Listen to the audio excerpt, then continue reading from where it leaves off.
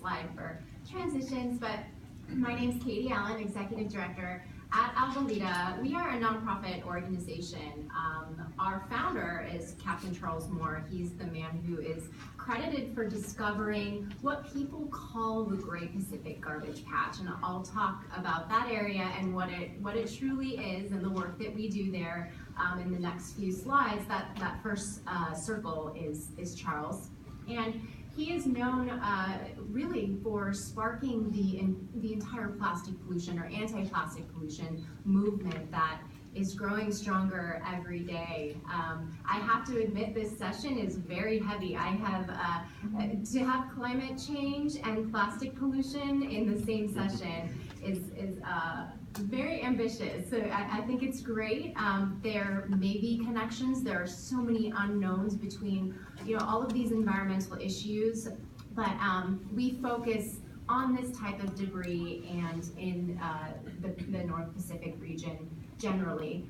So we really are. We're the foremost experts working on plastic pollution with 20 years of experience working to understand and also solve the problem, which that's actually more so what my expertise is on the solutions side. We have a team of researchers and scientists and a research vessel that have been heading our monitoring program for the past 20 years.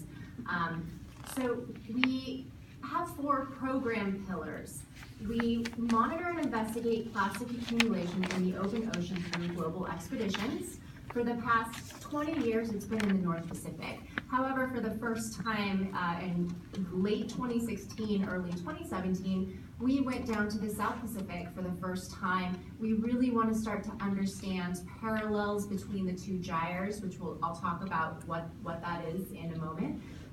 And it was such an incredible experience for us that we are now developing a South Pacific chapter of our organization, and the headquarters will be in New Zealand, actually. So we have an ED, her name is Raquel. We're starting to pull some resources together for that, where I will head the work in the North Pacific, and she'll head the work in the South Pacific with a goal to mirror the monitoring programs that we have up here.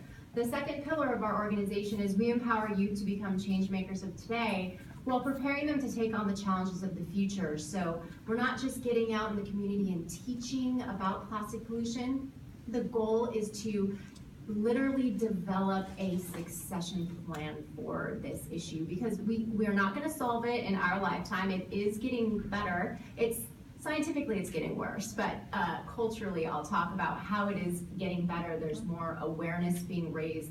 Industry's gotten involved. Policymakers have gotten involved. So we're a bit more optimistic now than we were 5 years ago. But this is a massive part of what we do as an organization. We serve teachers and students. That's the arm of our nonprofit. Who we serve, it's teachers and students. The third out of 3 pillars is we inspire individuals and communities to adapt plastic smart habits. So in Long Beach, we have a community center. There's a retail store where people can buy alternatives to single-use plastics. So things like bottles, bags, straws, utensils, all of the stuff that we use once and throw away. You can purchase it at our store. We also hold community events. We're a recycling drop-off center. The list goes on and on for this program that we have, and it's growing continuously every year. And then the last program pillar of our organization is we're subject matter experts. So building off of what Charles Moore started back in 1997 when he realized that plastic accumulates in our oceans thousands of miles from land, our organization started to work very intimately with industry, policymakers, businesses, entrepreneurs, which is really interesting now because people are starting to talk about how do we extract the plastic from the ocean, which is very complex, and nobody has really wrapped their heads around how to do that yet. And in fact, I forgot, I wanted to start passing this around before I started. This is a sample of what people call the Great Pacific Garbage Patch, and I just want everybody to see it up close. So I'm going to start it, if you guys don't mind. Just go ahead and pass it to the next person.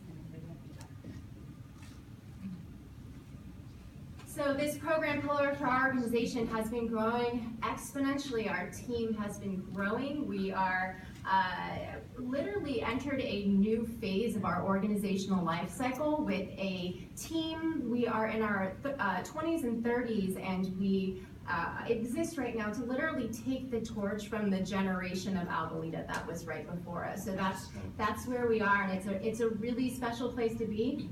Our organization is guided by the universe, absolutely.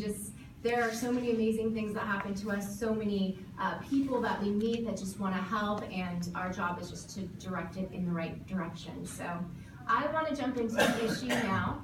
There was a study done back in 2010. The paper was published in 2015. A group of researchers headed by Jenna Jembeck asked a question. They wanted to know how much plastic was entering the ocean every year.